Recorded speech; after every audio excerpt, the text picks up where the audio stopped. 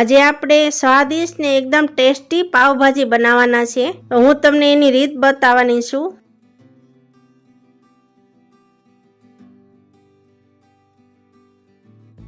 તો આપણે કુકર લેવાનું છે, કોબી લેવાની છે, એમાં ધોઈને રાખી છે, બધા જ શાકભાજી ધોઈને રાખ્યા છે, બટેટા નાખવાના છે, એમાં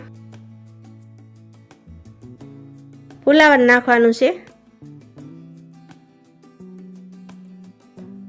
રીંગણા તમને પસંદ હોય તો નાખવાના, હું નાખું છું। આપણે થોડી હળદર નાખવાની છે બાફવામાં, મીઠું નાખવાનું છે। હવે આપણે શાકભાજી ડૂબે એટલું પાણી નાખવાનું છે, મિક્સ કરી દેવાનું છે આ રીતે, ઢક્કન ઢાંકી દેવાનું છે આપણે તૈયાર કરીને બધું। હવે આપણે ગેસ શરૂ કરવાનો છે, કુકર મૂકવાનું છે,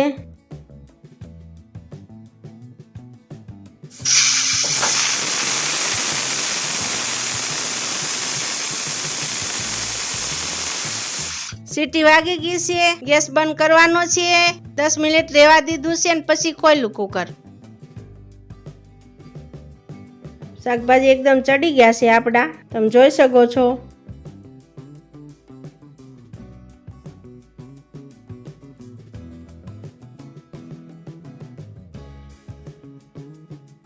આપણે આ રીતે એક સરખું મિક્સ કરી દેવાનું છે, તમે જોઈ શકો છો।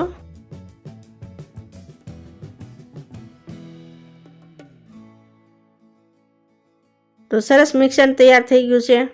હવે આપણે ગેસ શરૂ કરવાનો છે, એમાં શાક કરતાં વધારે પ્રમાણમાં થોડુંક ભાજીમાં તેલ લઈ તો વધારે સરસ ને ટેસ્ટી બને છે। તો એમાં તેલ લેવાનું છે કડાઈમાં આપણે,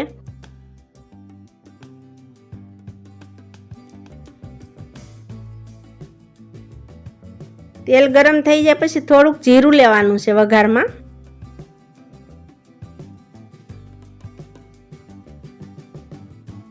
જીરું ઉપર આવી જાય પછી ડુંગળી નાખવાની છે,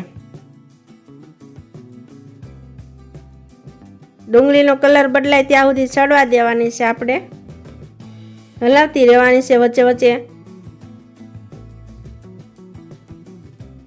હવે આપણે ડુંગળીમાં થોડું મીઠું નાખશું તો પાણી જલ્દી બળી જશે।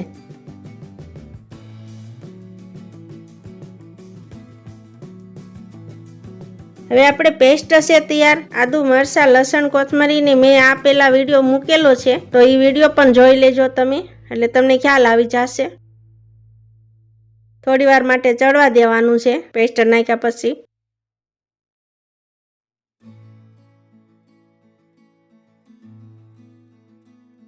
તો કલર બદલાવા માંડ્યો છે આપણો। હવે ટમેટા નાખી દઈશું ડુંગળી કરતાં વધારે પ્રમાણમાં,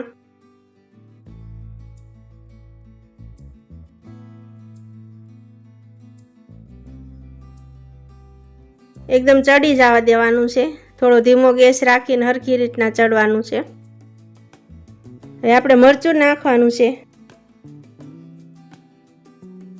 હળદર નાખવાની છે, થોડી નાખવાની છે, આપણે બાફવામાં પણ નાખી છે, મરચું નાખવાનું છે, ધાણા જીરું નાખવાનું છે,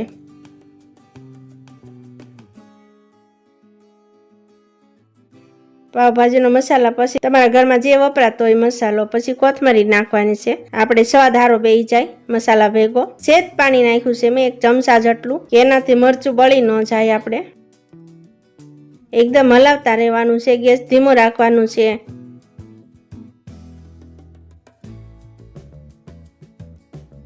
આપણે મિક્સર તૈયાર છે ભાજીનું, એ નાખી દેવાનું છે કડાઈમાં, એકદમ મિક્સ કરી દેવાનું છે।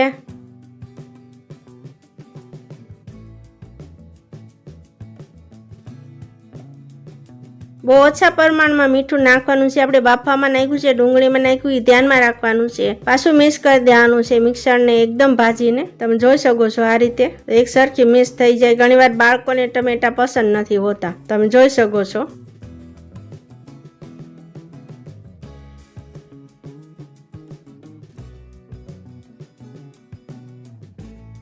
હવે તેલ છૂટું પડે ત્યાં સુધી આપણે રહેવા દઈશું ધીમા ગેસે.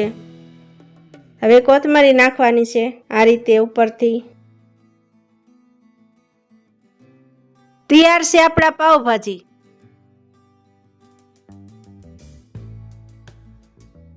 હવે આપણે એક ડીશમાં પાવભાજી કાઢી લેવાના છે.